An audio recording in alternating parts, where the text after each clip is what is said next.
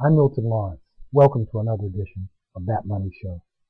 To all who knew him, he was never considered a slacker. But how did Albert Gonzalez become the world's greatest hacker, stealing millions from credit and debit cards from major retail chains? The biggest case of identity fraud America's ever seen. A court in Florida has accused Albert Gonzalez and two Russian accomplices of stealing the details of 130 million credit and debit cards. For more on how the U.S. is combating the threat of ID theft, let's go live to Alona Minkowski, who is in Washington now.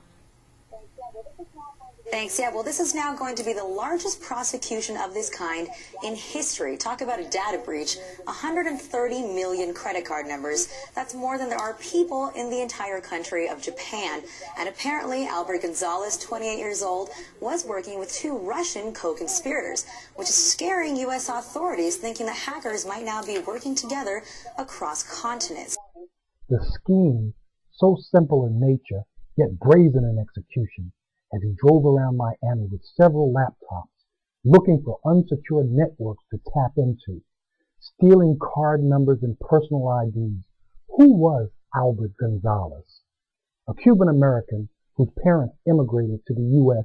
in 1970. At the tender age of 8, his parents bought him his first computer, and by age 9, he was well on his way to mastering several difficult applications. Considered a nerd in school, during his senior year, Gonzalez and friends hacked into the Indian government's computer system. As a result, the Indian government had to cancel all government checks. Gonzalez was not charged, but warned to stay away from all computers for the next 6 months. This was just a glimpse of what was to come. From hacking into department stores' computer systems to identity theft. In all, millions of credit card numbers and personal IDs were breached, totaling millions of dollars.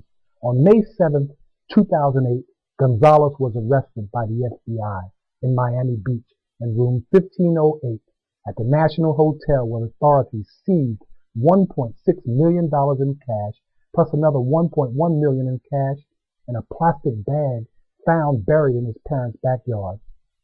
And so comes to an end one of the world's most prolific hackers and the financial destruction that he left behind.